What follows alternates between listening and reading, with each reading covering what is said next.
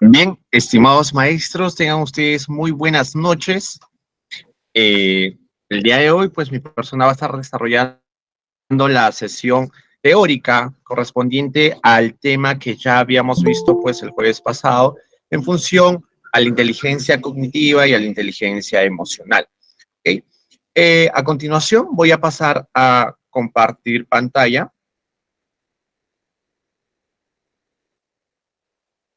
¿Me confirman, por favor, si se puede observar?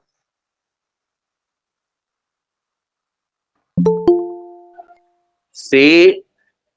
Perfecto. Gracias, maestro. Bien, estimados maestros, pues volvemos a retomar el tema que ya habíamos visto la semana pasada a modo tal vez más práctico. El día de hoy vamos a verlo un poco en función a la teoría, ¿no? ¿Cómo surge la inteligencia cognitiva y versus la inteligencia emocional, ¿no? Desde la antigua Grecia, incluso esto era motivo de dilema, motivo de discusión, ya que algunos decían, ¿no?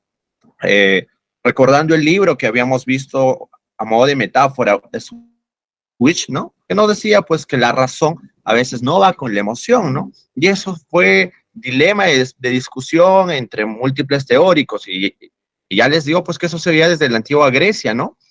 Y para poder entenderlo a un nivel más práctico, tal vez más sintético, estimados maestros, voy a compartir el siguiente video en el cual, pues, si bien es cierto, va ligado más a la educación en los padres. Este libro va dirigido a padres, o perdón, este video va dirigido a padres, pero también en el actuar, pues, profesional, ¿no? Tengo entendido, pues, que no todos son maestros de educación, ¿no? Están de diversas carreras, de diversas facultades, y en ese quehacer, pues, de docente, nos va a ayudar un poquito a comprender este video. Por favor, en lo que puedo proyectarlo, me confirman si se puede escuchar.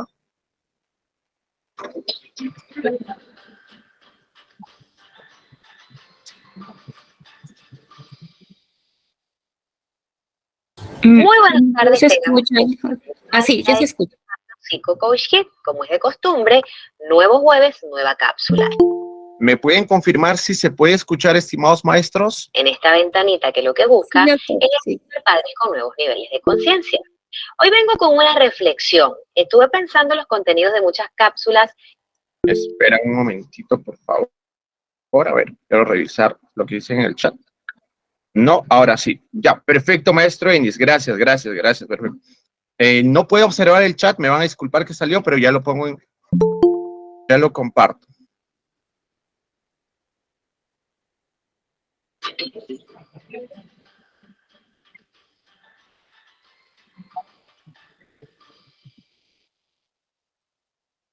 Muy buenas tardes tengan ustedes. Bienvenidos a este su espacio Psico-Coach Hit. Como es de costumbre, nuevo jueves, nueva cápsula. En esta ventanita que lo que busca es edificar padres con nuevos niveles de conciencia. Hoy vengo con una reflexión. Estuve pensando en los contenidos de muchas cápsulas y esta surge de escucharlos a ustedes, en cómo interactúan en las dinámicas con sus hijos.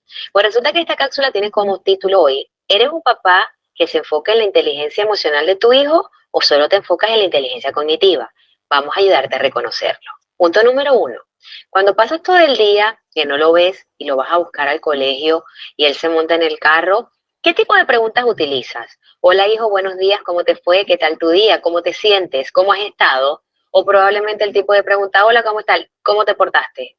¿Estudiaste? ¿Copiaste? ¿Trabajaste? Ok. Toda pregunta es válida. Ambas son fuentes de comunicación, que es lo que se busca se tenga con el niño, porque la comunicación entre padres e hijos es básica para el vínculo. Pero vamos a revisar qué se esconde detrás de la maleta y de cómo verbalizas y de dónde colocas tú la importancia y la esencia de la conversación. Y el arte de conversar. Entonces, cuando yo le pregunto a mi hijo, ¿cómo te fue? ¿Qué tal tu día? ¿Cómo te sientes?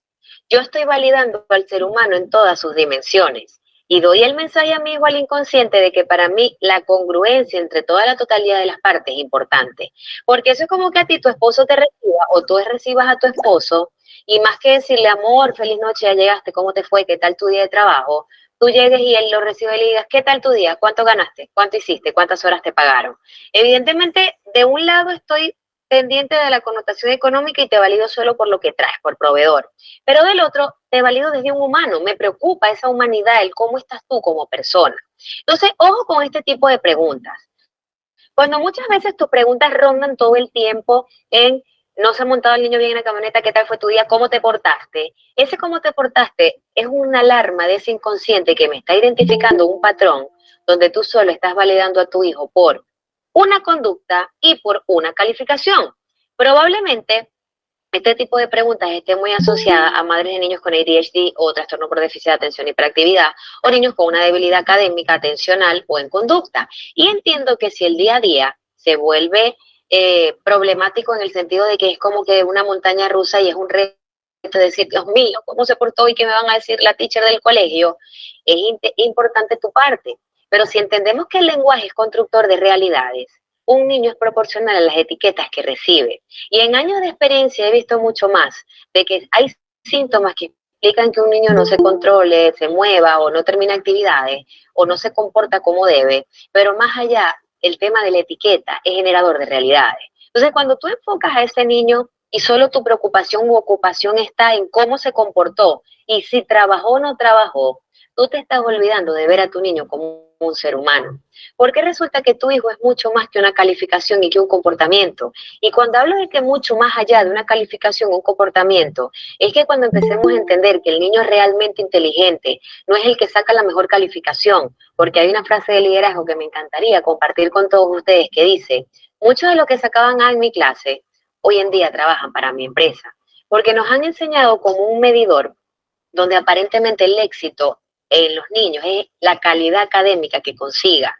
Señores, todos nacemos para algo. Y con esto no estoy diciendo que tu hijo no sea capaz, ojo, porque el límite es mental. Y tu trabajo como padre es impulsar y edificar para que alcance la mejor versión de sí mismo y los estándares más altos de excelencia. Pero aportando apoyo a la vida y a la crianza de sus hijos, entender que sus hijos son mucho más que una calificación y que una conducta, y que desarrollar vidas con propósito tiene que ver con validarlo como un ser humano, qué le gusta, qué no le gusta, para qué es bueno, para qué no es bueno, cómo te sientes, cómo fue tu día, cómo estuviste. Se llama inteligencia emocional, y las crianzas antiguas nos han educado y venimos con ese patrón y paradigma, donde el único trabajo de un papá debería ser que su hijo estudie para que sea un hombre de bien, entre comillas, y que su hijo se comporte adecuadamente para medir mi éxito como padre en el momento que entiendo que mi hijo se comporta adecuadamente. Ahora, ese tipo de crianzas son importantes porque evidentemente el papá es el moldeador de esa plastilina y es básico que el papá se ocupe y se preocupe por impulsar académicamente a ese niño para que sea exitoso en la vida. Modelar comportamientos que tiene que ver con el establecimiento, que me lo escuchan hasta en la sopa, pero de ahí parte de todo, de límites y normas para que el niño sepa hasta dónde puede llegar y qué se espera de él. Pero incorporar conceptos de inteligencia emocional, ¿que de qué van? La práctica hoy en día en un mundo que está tan aislado, tan perdido y tan desviado, de un papá hoy en día no se traduce en que saque buenas calificaciones o se comporte como debe. Tiene que ver con enseñar y educar a tu hijo desde inteligencia emocional, que maneje sus emociones, desde escucharlo, qué siente, qué piensa, porque los niños de hoy en día son súper analíticos y los niños de esta nueva generación son excesivamente lógicos, comprensivos. Esa parte de que los niños son muy pequeños y no están entendiendo, muchas veces sus hijos lo superan a ustedes con la respuesta de las situaciones que le ocurren, que le dan.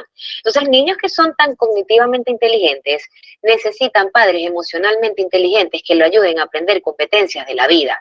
¿Qué son entonces las habilidades socioemocionales? Son un conjunto de competencias que se educan con el niño, con estimulación desde el hogar, pero desde muchas veces desde cómo tú acciones en la crianza, que están relacionadas estrechamente con desarrollar la empatía. Señores, la empatía, uno de los mayores problemas de los adultos hoy en día es que no sabemos ser empáticos, no sabemos ponernos en los zapatos de los demás, porque el 80,9% de los adultos hoy en día verbalizan situaciones en relaciones de pareja del tipo, tú me llevaste a eso, lo hice por ti, desde una posición de víctima que no te permite entender que lo único que pasa en la vida es porque tú lo permites. Entonces, cuando empezamos a trabajar la inteligencia emocional, es enseñarle a ese niño que toda conducta tiene una consecuencia, que las cosas en esta vida se ganan, porque no puede ser merecedor de todo si no canta, hacer valer sus deberes, pero ¿y sus derechos?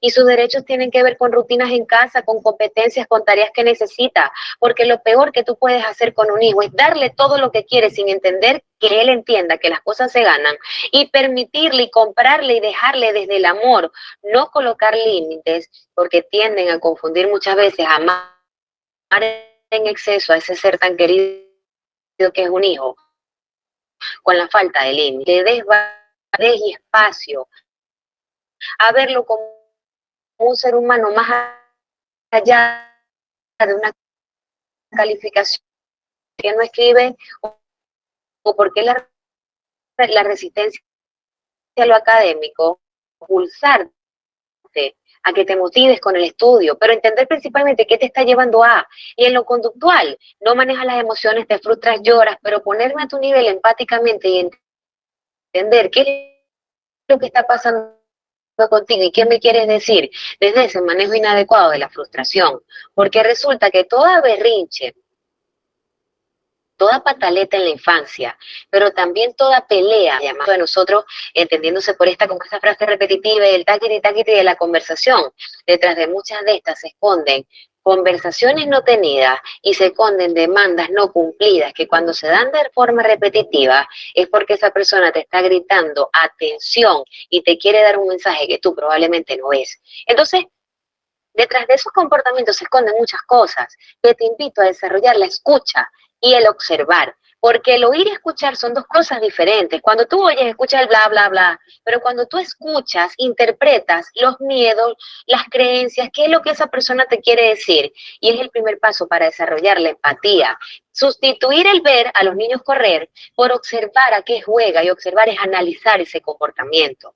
Dos conceptos que te regalo que son los protagonistas de la inteligencia emocional.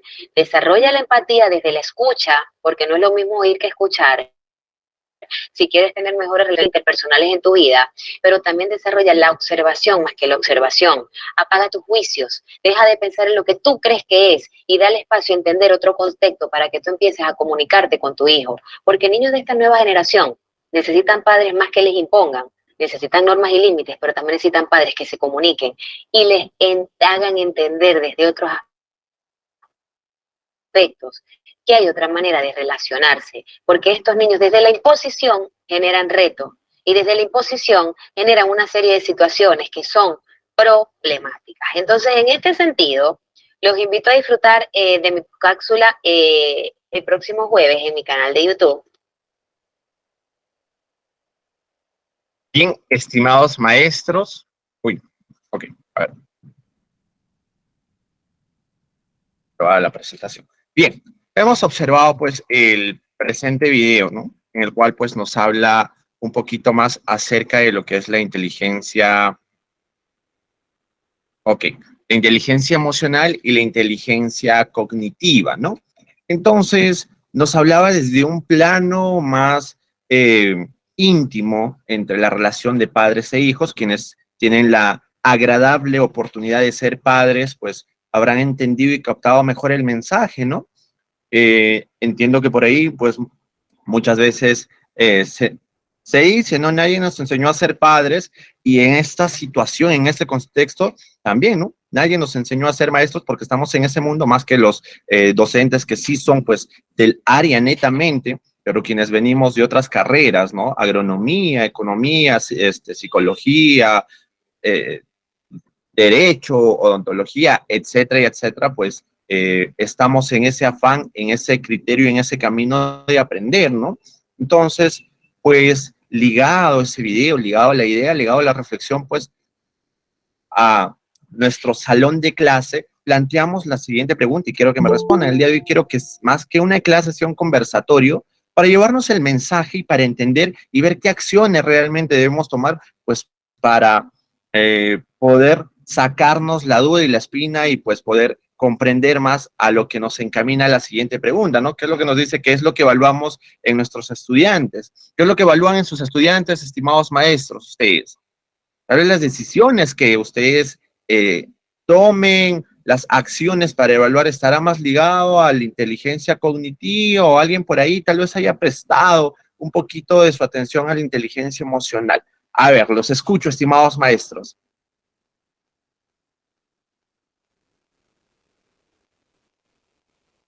Estimados maestros, creo que les voy a hacer prender su cámara, por favor. A ver, ¿están? ¿Se me escucha? ¿Se me escucha? Por favor. Hola, hola, muy buenas noches. ¿Sí me escucha? Hola, maestro, buenas noches. Sí, muy buenas noches. Efectivamente, maestro. Sí, permítame dar mi apreciación y mi opinión referente al video que se ha podido visualizar, ¿no? Y de paso dar cómo Claro que nosotros sí, maestro. evaluamos a nuestros estudiantes.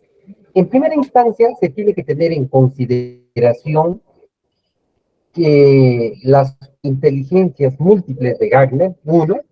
Otro, hay que tener en consideración los ritmos de aprendizaje en cada estudiante.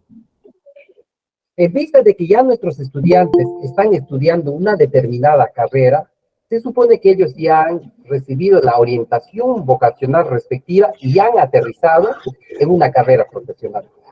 En ese sentido, se tiene que tener en cuenta, se tiene que tener bastante en consideración los estilos de aprendizaje de cada estudiante. Y cada estudiante es diferente, es un mundo diferente, ¿no? De repente, muchos de ellos hacen buen uso de la memoria. Algunos de ellos de repente razonan más que el otro, ¿no? Algunos de repente deducen, razonan, hacen comparaciones, ¿no? Algunos casos, cuando se hace, por ejemplo, cuando hacemos de repente algún trabajo, lo hacen de la mejor manera. Entonces, en ese sentido, lo que nosotros como docentes, al menos yo como docente, lo que evalúo es en primera instancia lo que viene a ser la actitud del estudiante frente a la clase que yo estoy desarrollando. Ok, maestra, bien, bien. ¿No? La actitud es fundamental en la medida en que el alumno le esté escuchando y la predisposición que tiene. Pero también se debe de evaluar ante un trabajo el proceso, ¿no? El proceso.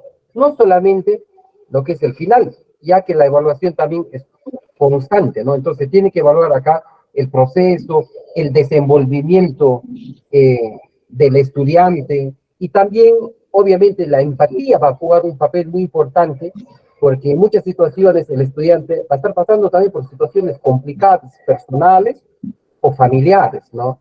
Entonces, eso también se tiene que tener en consideración. Bueno, ese puntual mi aporte respecto a la pregunta. Agradezco, maestro, su respuesta y sí, en efecto, pues me lleva pues a escuchar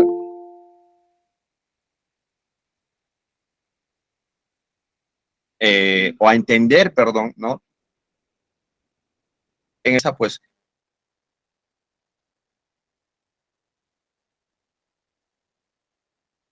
evalúa un nivel más genial, excelente, que es las nuevas evaluaciones que nos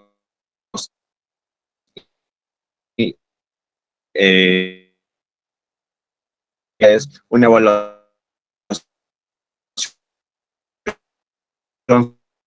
social. Hablar, como decíamos, ¿no? ¿A qué se refiere? La actitud frente a la asignatura, frente a la temática.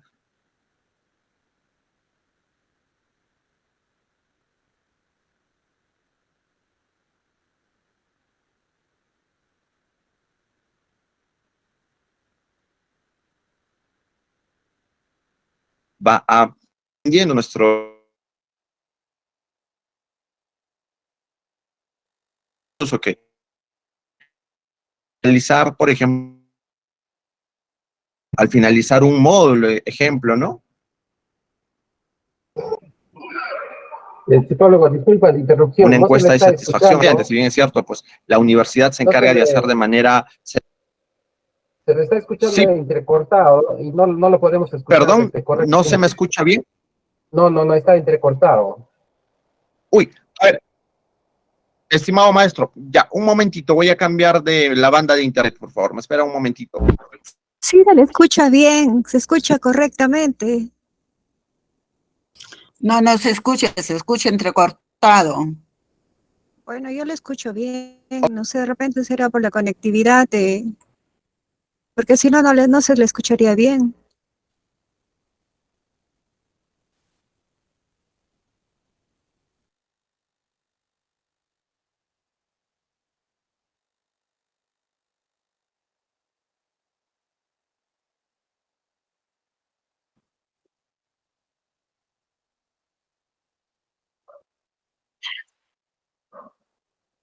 Ya. ¿Ahora se me puede escuchar bien? ¿Sí? ¿Me confirman, por favor? Ya, perfecto, maestro Jones. Gracias, gracias. Perfecto. Bien ahí con esos likes arriba. Gracias. Ok, voy a compartir. Espera un momentito, por favor. Ok. Entonces, indicaba, ¿no? De que referente a esa pregunta que tan poderosa que había dicho, pues, ¿no? ¿Qué es lo que evaluamos en nuestros estudiantes? Y efectivamente, pues, evaluar en un aspecto, en un plano más global, ¿no?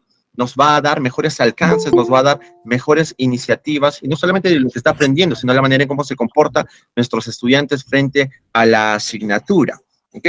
Entonces, para entrar en un mayor plano, para entrar en mayor romance, alguien, me van a disculpar que no puedo leer el chat cuando estoy compartiendo. Sí, estimado maestro, a ver, voy a abrir la... Estimado maestro Esteban, sí, lo escucho. Profesor, buenas noches. ¿Me escucha? Sí, sí, efectivamente, claro y fuerte. Ya, yo no le escuchaba bien porque estaba entrecortado. Bueno, quería de repente, no sé, referirme a la exposición que hubo pues en el video.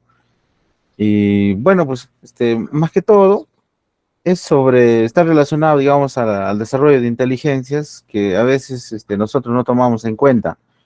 En los hogares existe, pues, digamos, una forma de, digamos, ¿no? De crianza, que eso también, digamos, estructura, pues, la formación, digamos, o el nivel, digamos, ¿no? De desarrollo que pueda tener la persona, ¿no? O, digamos, el niño, el joven. Algunos padres son estrictos, no le dejan dar opinión, no les dan libertad, les restringen, tienen, pues, esa condición de que ellos no pueden ser, digamos, tener esa libertad de poder dar una opinión genérica, ¿no? Están condicionados a que el papá les pueda guiar y se tiene que hacer como ellos piensan. Entonces eso también, digamos, no ayuda pues a la formación o al desarrollo, digamos, íntegro, lo que nosotros pensamos, digamos, en lo que pueda estar relacionado a nuestras inteligencias. Entonces el niño crece, digamos, con una idea de que eso es así, que bueno, pues no se involucra, ¿no? Porque está prohibido, está limitado. Entonces eso con el tiempo, eso también lo vemos en el aula. Por ejemplo, yo tengo alumnos que estudio bastante, digamos, esa parte del comportamiento, digamos, ¿no? De la persona, sobre todo, digamos, de los jóvenes ahora en la universidad, donde veo, por ejemplo, que hay mucha cohibición, ¿no? Entonces ellos, por ejemplo, sí tienen la idea, dicen, ¿no? ¿Tú por qué no participas? Le pregunto. Pero ellos dicen, pero profesor, yo espero que usted me pregunte, ¿no? Pero tú también tienes que ser participativo, ¿no? Entonces, ¿por qué? Porque en su foro, en su casa, le han limitado, le han formado de esa manera. Entonces, no hay esa espontaneidad del alumno de querer, pues, ¿no? Estar, ser participativo, porque piensa que el docente es como el papá, ¿no? Que de repente le va a prohibir un momentito, va a tener, digamos, esa situación que ha vivido en su casa. Entonces eso limita también, digamos, ¿no? El desarrollo íntegro de lo que nosotros vemos como inteligencia, ¿no? La inteligencia emotiva, la cognitiva están relacionadas siempre. Y esos aspectos nosotros lo vemos y lo palpamos. Entonces, ¿qué hacer, no? Entonces eso ya es una tarea propiamente, digamos, del docente, ¿no? Al hacer una autoevaluación de uno mismo, cómo ha sido formado y cómo se forman ellos para que uno pueda llegar a ese alumno. Bueno, esa sería mi acotación, profesor. Gracias, estimado maestro Esteban. Algo interesante que usted nos planteó, y pues ligado al video nos menciona pues el patrón conductual y hasta académico que vienen desde pequeños, y en una educación universitaria la función que ustedes están realizando, que en verdad ya es un reto gigante ¿no? En el aspecto de tener que modificar, ¿no? Lo que ustedes están haciendo ahorita prácticamente es un cambio, no solamente a nivel educativo, sino también a nivel conductual, que eso es lo que apunta la neurociencia y eso es lo que apunta esta pregunta, al decir cómo evalúan a los estudiantes, porque cada uno ya viene con un patrón, pues, de aprendizaje, un patrón actitudinal y aptitudinal, pues, desde pequeño, ¿no? Como usted decía, por decir, en una situación cotidiana, cuando el niño no quiere comer, muchos de ustedes habrán pasado tal vez en ese quehacer paternal o maternal. ¿Qué haces cuando tu hijo no quiere comer? ¿No? Lo asustas, le dices que se lo va a llevar el loco de la esquina, le vamos a mostrar el coco, o lo condicionan por lo contrario. ¿Qué haces? Y ahí es cuando nos ponemos a pensar lo que usted menciona, maestro Esteban, el aspecto, la fuerza de decisión, ¿no? A veces el niño simplemente no es de que no quiera comer, lógicamente ahí tiene que ir todos nuestros recursos de evaluar la situación, ¿no? Si el niño está haciendo simplemente un berrinche o realmente ya se llenó y no quiere comer, ¿no? Entonces, esos aspectos de evaluación a modo de metáfora, pues ligado al aspecto educativo en las aulas universitarias, pues no va tan distorsionado, ¿no? Que un estudiante también cuando dice, profesor, no pude presentar el trabajo a tiempo porque, no sé, he terminado con mi enamorada y me siento mal, ¿no? O por lo contrario, tengo problemas en casa. Usted como docente, ¿qué es lo que dice? Y el video nos decía, en primer lugar, ¿escuchan o oyen simplemente? Ok, entonces, para entrar a mayor detalles, en primer lugar vamos a exponer, ok, lo que corresponde pues a la inteligencia cognitiva, estimados maestros. ¿Ok? La inteligencia cognitiva, pues, nos dice que se refiere a la capacidad que tiene una persona para procesar información, aprender, razonar, resolver problemas en términos simples, guiado al coeficiente intelectual o a lo que se conocía inteligencia hasta hace aproximadamente 85 años, antes de que Salovey empiece a hablar de inteligencia emocional, ¿no?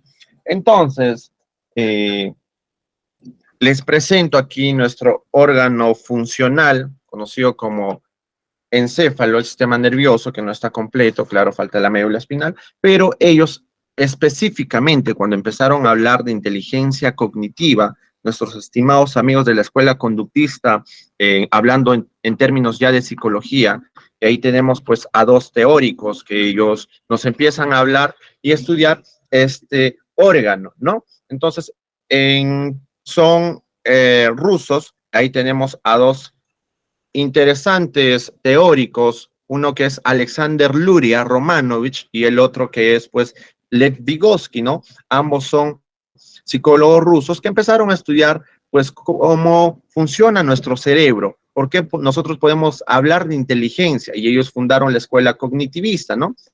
Entonces, ellos se centraban netamente en estudiar este órgano, pero en función de qué? En función, pues, de ver cómo una persona era inteligente. Cuando surgen las primeras teorías de inteligencia, anteriormente que una persona era inteligente, era por decir aquel estudiante que respondía, aquel estudiante que tal vez, si tú le preguntabas 3 más 5 son 8, y aquel que no respondía era menos inteligente y pues lo catalogaban como idiotas, en el peor de los casos con retardo mental, ¿no? Entonces, ellos en ese afán de querer tal vez enfocarse más en la cognición, que es la capacidad para poder resolver problemas, pues Luria, Alexander Luria, nos plantea 3 unidades funcionales y a nivel pues anatómico nos menciona la primera unidad funcional, que es el tronco encefálico, ¿ok?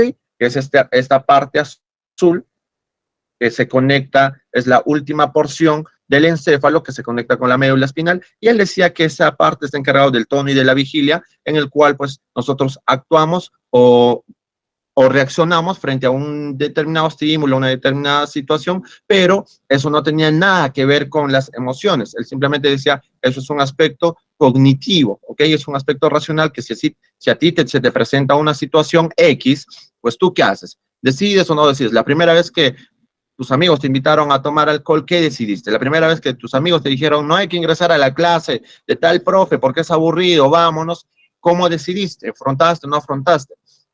La segunda unidad funcional que nos plantea Luria, pues es la unidad que está prácticamente el lóbulo parietal, la porción superior, pues, ¿no?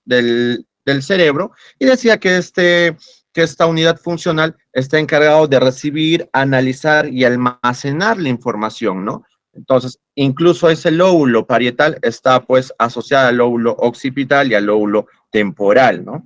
Entonces, él decía de que nosotros, toda información que vamos adquiriendo, toda información que vamos, o situación incluso que vamos vivenciando, pues se va a quedar almacenada en esa unidad funcional. Y la tercera unidad funcional, pues que es el lóbulo frontal, ¿no? Él decía que es aquella función en la cual nosotros programamos, regulamos y verificamos algún tipo de actividad, ¿no? Entonces, ellos netamente cuando empezaron a hablar nuestros amigos Luria con nuestro otro amigo Vygotsky, ellos se centraron netamente en desarrollar la inteligencia, pero a un plano de la razón, ¿ok? Entonces, aquí también la diapositiva nos dice que está relacionada con las habilidades como la memoria, la atención, ¿no? Empezando desde la sensación. Nosotros habíamos visto, pues, de que para que surja en la clase de memoria, para que una información llegue a la memoria a largo plazo, tiene que pasar por el proceso de sensación, por eso hablamos de memoria sensorial también. Entonces, cuando hablamos de inteligencia cognitiva, el concepto actual de psicología, que nos dice que la psicología es aquella ciencia que estudia los procesos psíquicos, nosotros, los seres humanos, tenemos 3 procesos psíquicos, que lo vamos a ver también en un momento, y que partió de la teoría que empezaron a hablar de razón y emoción en la antigua Grecia, ¿no? Entonces, ¿cuáles son esos 3 procesos psíquicos, psicólogo Luis? Uno es el proceso cognitivo, que claramente explica, pues, la inteligencia cognitiva. El segundo es el proceso afectivo, y el tercero es el proceso conativo o volitivo, ¿no? Que es de la motivación, y el proceso afectivo, pues, para la redundancia, de todos los aspectos emocionales, sentimentales, que implican al ser humano. Entonces, en un inicio, como vuelvo a redundar, ustedes ya han tenido una clase netamente de inteligencia, para no ser pues tan extensivo, cuando surgió pues los primeros estudios en inteligencia, netamente se centraron en el primer proceso psíquico, que era el proceso cognitivo, ¿no? Aquí está, como vuelvo a repetir, la sensación empieza desde la sensación, desde los 5 sentidos. A posterior hay una percepción, ¿no? El cerebro aprende por percepción para darle sentido a lo que observas. Como tú sabes diferenciar cuando tienes 5 años entre una manzana y un tomate, ¿no? Entonces, ahí es cuando tu percepción pues trabaja, ¿no? O en la actividad que hemos hecho la semana pasada, en buscar a Wall-E en una imagen gigante ahí en la visión, la percepción visoespacial, perdón, y ubicar pues ciertos objetos. Todo eso influye, a eso se llama procesos cognitivos, ¿no? A posterior está la atención, la memoria, ¿no? Está también el lenguaje, la inteligencia, y netamente se centraban en eso, estimados maestros. No veían mucho los otros 2 procesos, que es el proceso afectivo, el proceso conativo volitivo, ¿no? Y aquí también nos dice que la inteligencia cognitiva se ha medido tradicionalmente a través de las pruebas de coeficiente intelectual. Si aquí agrando un poquito más, ¿ok? Si agrando un poquito más la diapositiva, pues aquí vamos a ver múltiples imágenes, ¿no? De personas con numeritos, ¿no? Que eso hace pues una alusión al coeficiente intelectual dentro del último criterio que se ha tomado por nuestro amigo Binet, que él hizo la categorización de la tabla de inteligencia, ¿no? Para categorizar si debajo de 90 tal vez tenga una inteligencia inferior, pasado los 100 tiene una inteligencia superior, ¿no? Entonces, esa categorización se ha hecho, pues, no observando los procesos emocionales, ¿no? No observando la inteligencia emocional, sino netamente se centraba en la inteligencia cognitiva, ¿ok? Entonces, pues, a posterior de ello, la neurociencia, ¿ok? Me van a disculpar, estimados maestros, entre cambiar y volver, voy a apagar la camarita mejor, también para que se me escuche mejor, y ya me quede solamente en la diapositiva, ¿ok? Para no estar agrandándolo y volviendo. Bien, entonces ya cuando hablamos de neurociencia cognitiva, ustedes ya han visto ya sobre la inteligencia cognitiva netamente pues, se refiere a la capacidad de resolver problemas desde los procesos cognitivos exclusivamente, ¿no? Cuando hablamos de neurociencia cognitiva, pues la neurociencia sabemos por teoría que surgió en finales de los años 50 y a inicios de los años 60 con los teóricos Ramón y Cajal, y ellos pues postulaban en un inicio cómo entendemos al cerebro, cómo entendemos a esa masa, a ese órgano, pues en diversas funciones, ¿no? Entonces, a posterior, desde que se creó la neurociencia como tal, con Ramón y Cajal, de que se empezaron a hacer las investigaciones, 26 años, perdón, más tarde, se empezó a hablar, pues, recién de neurociencia cognitiva, ¿ok? Específicamente en el año de 1976. Entonces, al hablar de neurociencia cognitiva, nos decían ellos, pues, eh, anteriormente era muy difícil, muy sofisticado ver por qué nuestro cerebro, por qué si en nuestro salón tenemos a 35 estudiantes, por qué solamente 5 responden y los 30 restantes no responden. ¿Alguien quiere participar, estimados maestros? Veo, o escucho, perdón, a alguien con el audio prendido. ¿Alguien se encuentra con el audio prendido, estimados maestros? Por favor.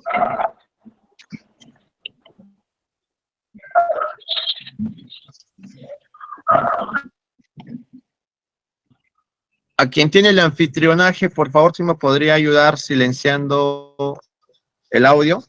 Bien, entonces, la neurociencia que se empieza a estudiar desde 1976, pues surge o toma mayor auge que ya cuando se realizan las primeras investigaciones o se crea pues la neuroimagen, ¿no? Para evaluar o investigar cómo funciona el cerebro. Porque tal vez hoy en día se dice de que si una persona que tiene mayor materia gris, la materia gris es en mayor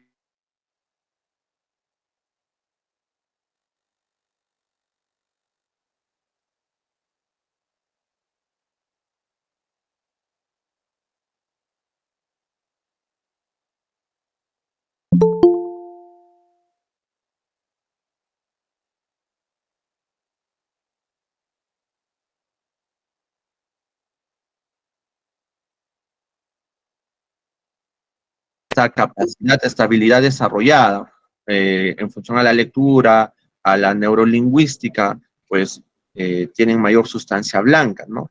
Entonces, estimados maestros, la inteligencia cognitiva se explora con relación pues, a los procesos cerebrales para entender, ¿no?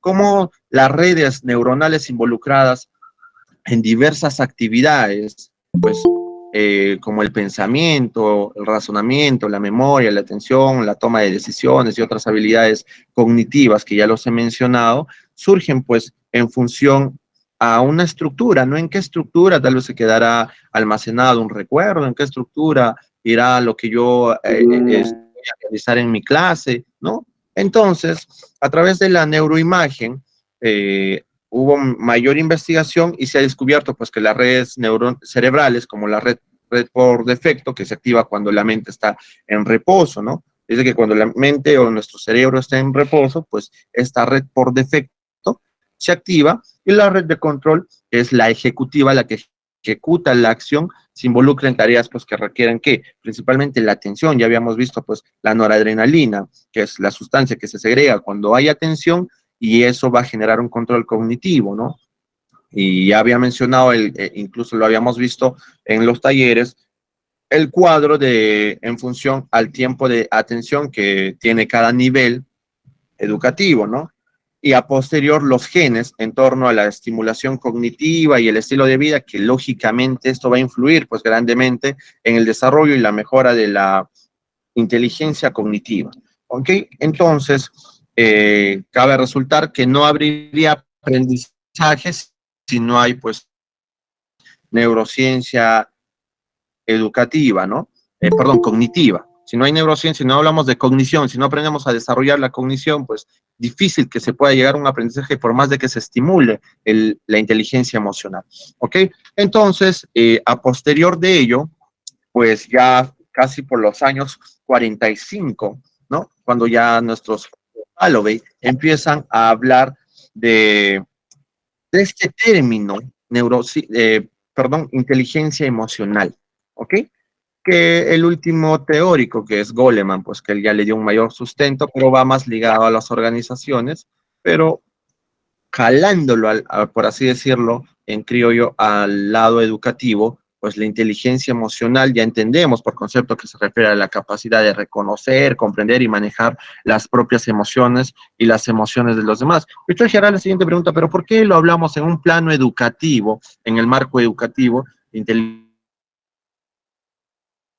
emocional, ¿no? Porque anteriormente también era así. Yo también estudié bajo el típico común denominador de una educación pues tradicional, en el que si no aprendías a multiplicar no podías aprobar, pero si te dedicabas a danzas, te dedicabas a música, pues, bueno, si te catalogaban así, te estereotipaban así, ¿no? Te daban ese cliché de que mejor dedícate a dibujar, dedícate a pintar, y pues desprestigiaban otras habilidades que nos postula más adelante Howard Gardner, ¿no?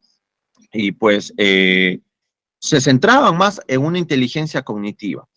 Ok, a ver, alguien creo que preguntó, levantó la mano. Espera un momentito, por favor. Sí, profesor, maestro Esteban, lo escucho, sí. Sí, profesor. Mire, sobre el comentario que hace de, por ejemplo, ¿no? Donde ahora se le estereotipa, pues, a aquellos que tratan, digamos, de dar una opinión diferente o quieren, ¿no? Bueno, ¿qué opina usted, por ejemplo, de la educación antigua, ¿no? Es una formación un poco diferente. Yo me acuerdo que cuando mi abuela estaba en vida, ella explicaba de que las personas tenían que tenían que aprender sí o sí, ¿no? Incluso si no aprendían, sufrían el rigor y el castigo. Les hacían rodear en chapas, les castigaban Ajá. al rincón. Había una presión, ¿no? Entonces, ¿cómo eso influiría, digamos, en la formación? Y bueno, pues yo también he tratado de estudiar ese comportamiento, que era un comportamiento, digamos, de una forma rigurosa que se les daba por el aprendizaje. O sea, tenían que aprender sí o sí, pero en el desenvolvimiento, digamos, ¿no? De su quehacer, ¿no? En la profesión, en lo que respecta, pues, a lo que ellos, digamos, podrían dar, digamos, dentro de su campo profesional, eran muy buenos, ¿no? Ese era el aspecto, ¿no? Que yo, por ejemplo, a veces vinculo. En la actualidad, si bien es cierto, tienen esa libertad, pero si comparamos hace muchos años atrás, por ejemplo, incluso la currícula educativa era diferente, era más avanzada. Yo me encontraba, por ejemplo, en una situación, era un alumno, digamos, ¿no? Regular, ¿no? Siempre participaba en los concursos, ¿no? Mi persona. Y mi abuela, con solamente haber tenido una secundaria que no había culminado, sabía más cosas que yo, ¿no? Dentro de la estructura curricular. Entonces ella era una persona, digamos, digamos regular, dentro, digamos, de lo que podría haberse conocido, pero su formación era distinta, era más avanzada, sabía más cosas. Y bueno, pues no, ese es el tema, ¿no? Por ejemplo, de cómo, por ejemplo, hacemos un análisis ya en el corte, digamos, de poder ver, por ejemplo, cómo se aprende en realidad o con qué estilo se aprende mejor, ¿no? Eso es mi acotación, profesor. Ok, gracias, estimado maestro Esteban. Mire, me lleva tal vez, suena algo paradójico, ¿no? Porque sí, efectivamente, pues en una experiencia personal, también yo tengo familiares que no, ni siquiera han concluido la primaria completa, pero tenían mayor interés en investigar muchas materias, muchas ciencias, y por ahí tal vez relaciono a lo que nos explicaba el video inicial, y nos decía, pues, ¿no? De que hoy en día, tal vez, si bien es cierto, se presta mayor atención a la educación, pero no hay educación, ¿no? Hablando en un plano general, o sea, ¿qué está pasando? Es como nos mencionaba, o bueno, en función a quienes ejercemos, por ejemplo, la carrera de psicología y nos decían, hoy en día hay muchos psicólogos, pero han aumentado los problemas. ¿Qué está pasando, no? Entonces suena paradójico. A un modo de análisis, tomando lo que usted pues nos comenta, también podría inferir de que mucho se está perdiendo más el aspecto humano. Se está prestando atención a otros aspectos, a otros criterios, pero el aspecto, por decir lo que nos mencionaba en el video, si bien es cierto, todos tenemos deberes, pero se nos quita responsabilidades. No seguimos normas, ¿no? Por ejemplo, hoy en día, pues, y eso hasta la psicología lo sustenta en función a la modificación de conductas, pues dar un correazo al hijo explicándole el motivo es correcto, es coherente, ¿no? Pero tal vez hoy en día algunos no compartan esa idea de decir, no, ¿cómo voy a golpear a mi hijo? O cómo tal vez voy a castigarlo, ¿no? O en el colegio, ¿por qué otra persona tiene que castigar a mi hijo? Al contrario, ¿no?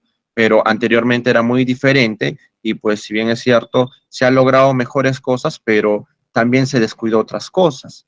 Hoy en día, porque tal vez vemos muchos problemas sociales, porque se ha descuidado ese aspecto emocional de la generación anterior, ¿no? Por ejemplo, pues debatiendo con varios colegas, varios familiares que ya son pues mayores, son de la generación de los 70, de los 80. Ellos decían, pues hoy en día, no sé, la generación está cambiando, pero esa generación está cambiando porque es la descendencia de ustedes, ¿no? Entonces, por ahí tal vez hacemos un análisis y decir, pues, que se han descuidado otras cosas, se han enfatizado en otros aspectos que sí es bueno, que tal vez son personas más correctas, más morales, son personas más responsables, ¿no? Que hoy en día la generación, pues, no sigue esos patrones de conducta, pero estamos aquí en función a comprender ello y exhortar, ¿no? Ustedes como maestros, como ya lo vamos a ver más adelante en la práctica, pues la idea es encontrar ese balance entre la emoción y la razón. Si bien es cierto, pues es un poquito sofisticado, es trabajando con adolescentes, trabajando con personas que se encuentran entre los 18, 20, 30 años, qué sé yo, pues no van a cambiar ese patrón conductual, ¿no? Pero pueden generar al menos un mínimo cambio en función, pues, a la clase. Por eso es de que estamos viendo el aspecto emocional, ¿no? Con la finalidad de ver un aula afectiva, ¿ok? Para que aprendan desde la emoción. Entonces, siguiendo, pues, estimados maestros, la inteligencia emocional, pues, también abarca competencias emocionales como la autoconciencia, ¿no? Emocional, la autorregulación, la motivación y la empatía. La empatía que también lo vamos a ver el día jueves y las habilidades sociales. ¿Por qué se habla de esto, tal vez, estimados maestros? Porque hoy en día, ¿no? Si no se cumplen con estos criterios, al menos como habíamos escuchado en el video, de escuchar, de generar una comunicación efectiva, una comunicación saludable, la que anteriormente, tal vez en gran parte de la educación tradicional, en la que tú opinabas o en la que tú le decías al docente, maestro, yo encontré esto. No, lo que yo digo es esto, ¿no? Si no te convence, pues te puedes retirar, o por lo contrario, al menos cuando llega uno tarde, al menos no escucharlo y decirlo, no, la hora es la hora, qué sé yo, o sea, independientemente del criterio que ustedes tengan, ¿no? Pero al menos el aspecto de generar una comunicación, por más de que se han establecido normas y reglas para el salón, por ejemplo, no comer en hora de clase, no estar con el celular, no conversar, ¿no? Siempre y cuando tal vez sea, pues, en trabajos grupales, qué sé yo, ir viendo qué aspectos me ayudan más en función a mi realidad como maestro y porque cada, pues, salón de clase y cada estudiante es un mundo diferente, pues, ¿qué es lo que me funciona más, no? Tal vez a mí me funciona más establecer reglas, tal vez me funciona más el juego de roles, tal vez me funciona más, pues, la comunicación asertiva, qué sé yo, ¿no? Entonces, en ese afán, entendiendo la neurociencia de las emociones, cuando ya lo han visto ustedes a modo de teoría, cuando Salovey y pues después de Salovey, quien empieza a hablar también de inteligencia emocional es nuestro amigo Howard Gardner, pues que él, dentro de sus inteligencias múltiples, considera, ¿no? Esto se considera dentro de la inteligencia intrapersonal e interpersonal, ¿no? ¿Cómo te relacionas tú con los demás? Si tal vez a veces los estudiantes se quejan, no, no, profesor, que me dejas mucho trabajo, que acaso tu curso es el único, ¿no? Pero desde ahí mira cómo el estudiante incluso no, está distorsionando ese aspecto comunicativo, ¿no? De cuando tal vez podría preguntar, maestro, nos podría dar un poco más de tiempo, o reducir tal vez los criterios para el trabajo, qué sé yo. Entonces, eso también tenemos que exhortar a estudiantes. Y el hecho de exhortar también no solamente implica, pues, decirles o indicarles, sino también con la conducta, ¿no? Sí, maestro Berli. Sí, buenas noches, ¿me escucha? Sí, sí, sí, fuerte y claro. Bien, bueno, yo quiero ser un poco crítico, digamos, ¿no? Uh-huh. Durante el desarrollo de de este diplomado siempre se ha puesto énfasis en el papel del docente, ¿no? Se le exige un docente con metodología, con estrategias, con una serie de cosas, inclusive hasta haciendo algo de discriminación, ¿no? Al hablar de distintas carreras que no son necesariamente educativas, ¿no? No son de la rama de la educación. Y repito, ¿no? La preocupación se basa en el buen docente, ¿no? Pero lo que estamos viendo ahora, se podría hablar incluso del buen alumno, ¿no? Nos preocupamos mucho del buen docente y el buen alumno. Nos preocupamos en darle estrategias de enseñanza al docente, pero nos preocupamos en darle estrategias de aprendizaje al alumno. Esa es la pregunta. Se habló de la educación de antaño, digamos, ¿no? Y esa es otra de las críticas que yo tengo personalmente, ¿no? Se está perdiendo el concepto de catedrático. Catedrático era pues aquella persona con mucha experiencia que daba cátedra y que no necesariamente era un pedagogo, simplemente era un gran expositor, una persona que desarrollaba toda la gran experiencia que tuvo. Yo me pregunto, ¿no? Lo pongo de ejemplo. Digamos que queremos poner a Edgar Morán de profesor en un aula. ¿Y quién no quiere escuchar a Edgar Morán? La pregunta es, ¿será un buen docente? ¿Tendrá estrategias didácticas? Yo no creo. Yo creo que Edgar Morán habla lo que tiene que hablar y dice lo que sabe y lo que ha descubierto y lo que ha investigado. Y es ya responsabilidad del estudiante en ver si le interesa o no le interesa, o si capta o no capta, ¿no? A Edgar Morán, particularmente a mí me encantaría estar, bueno, estuve en una conferencia de Edgar Morán y yo me sentí muy satisfecho de eso, ¿no? Y no le estoy pidiendo, pues, Edgar Morán, oye, sé más didáctico, oye, escribe en la pizarra, oye, préstame muñequitos, oye, quiero ver un video, ¿no? O sea, es Edgar Morán, señores, ¿sí? Un poco es eso. Entonces, como que nos están rebajando o nos quieren rebajar un poco a ser simplemente profesores, ¿no? Ya no catedráticos, sino profesores. Ahora nos dicen docentes, ¿sí? Y por un lado también, a cada rato hay esa confusión en los ejemplos, ¿no? ¿Estamos hablando de niños o estamos hablando de estudiantes universitarios? Yo creo que son cosas distintas, ¿no? Y yo trato a mis estudiantes como adultos, no como niños, ¿sí? Y yo quiero que sean adultos, aunque tengan 17 años o 18 años, ¿sí? Por ejemplo, yo pregunto en mi área de ciencias de la comunicación, supongamos que me traigo a Steven Spielberg para que dicte el curso de televisión, ¿le voy a pedir que sea didáctico? ¿Le voy a pedir que me ponga estrategias en el aula? No, señor, ese es Steven Spielberg, que hable lo que sea. Tiene su experiencia, todo lo que ha hecho Spielberg, para mí vale, para mí sirve. Y es ya responsabilidad del estudiante si quiere aprender o no, no creo. Estamos tratando de hacer el máximo esfuerzo para rebajarnos, digamos, a niveles de enseñanza muy, muy, muy, muy bajos, ¿no? ¿Por qué? Porque el alumno no entiende, ¿no? Y yo digo, si no entiende, ¿por qué? ¿Cómo ingresó, no? ¿Cómo ingresó? Si es que no entiende. Claro. Yo no le puedo pedir a Morán o a Jürgen Habermas o a Steven Spielberg, oye, sé más didáctico para que te entienda el alumno, pobrecito, no te entiende.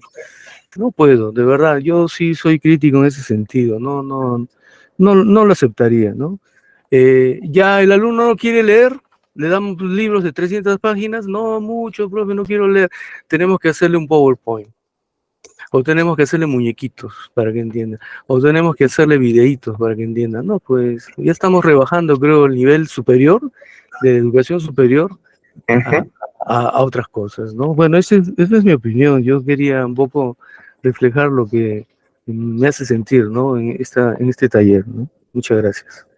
No, gracias a usted, maestro Early, por compartirnos ese ese criterio, pues, en función a un punto de profesionalismo, ¿no? Y sí comparto con usted también en el sentido de que, si bien es cierto, la educación es muy diversificada, pero por otro contraste, por otro criterio, también pues no se enfatiza mucho, como usted mencionaba, en el buen docente, pero ¿qué hay del estudiante, no? Como decía, es una, es un reto en sí, que lógicamente no es responsabilidad del maestro, ¿ok? Pero, porque ellos ya vienen con un patrón conductual, como decía, con un patrón aptitudinal, ¿no? Entonces, ustedes en su cátedra, pues no van a hacer, si bien es cierto, pues, ay, no, a ver quién entiende, quién no entiende, pero sí con la intención, pues, de diversificar el aprendizaje, ¿no? Ustedes decía, a ver, vamos a leer un libro de 300 páginas, ok, vamos a leer, y a ver, pero tal vez tomando otros mecanismos, haciendo un foro, haciendo un debate, ¿no? A ver, tú qué has leído, o sea, incentivando por esa parte. Y sí, le agradezco por la participación, por hacernos ver, pues, también otro criterio y otro aspecto en función a este diplomado, maestro Berli. Gracias. Gracias, igual.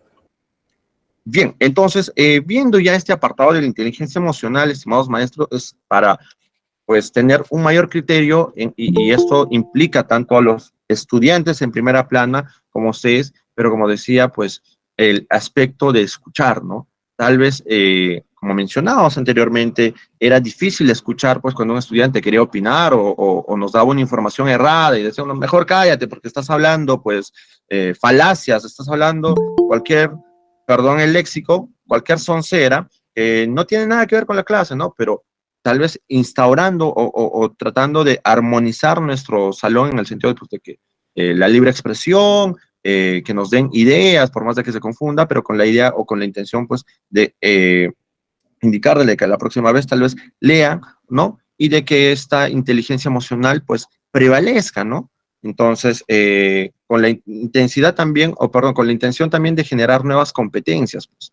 Este estudiante tal vez puede saber mucho de teoría, pero a la hora de exponer, ¿por qué no expone, no? ¿Qué es lo que le dificulta hablar en público, etcétera? Entonces, mencionábamos a la neurociencia de las emociones, y aquí pues cuando nos explican ya un nivel más de fisiología, cuando experimentamos emociones intensas, ¿no? Una que otra clase dependiendo del curso, claro está, pues nos dicen que en emociones intensas como el miedo, la alegría, se van a activar áreas específicas del cerebro. Gracias a la neuroimagen podemos ver esto, como la amígdala y el sistema límbico, ¿no? El sistema límbico, pues, que es la estructura que está, para que se hagan una idea, debajo de los 4 lóbulos, que es el área encargado, pues, de las emociones, ¿no? Y por ahí mencionábamos, tal vez, en clases anteriores, de que tenemos que emocionar al estudiante para que nos pueda prestar atención. Y ustedes se preguntarán, pero ¿cómo le emociono? ¿Le hago ver un video? ¿Le hago jugar? ¿Le hago saltar?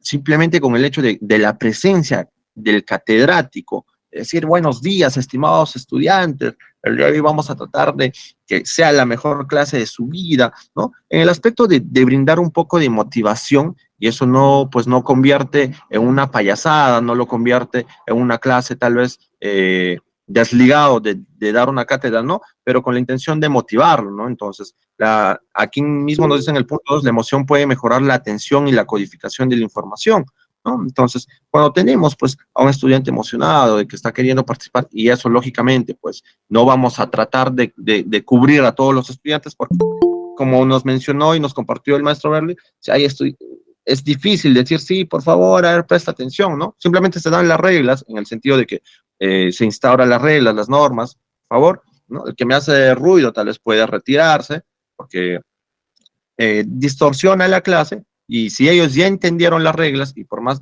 a pesar de que se dieron esas indicaciones, pues sigue realizando esa acción, pues ya se toman otras medidas, pero siempre con la intención de que no sea, pues, una falta de respeto, ¿no?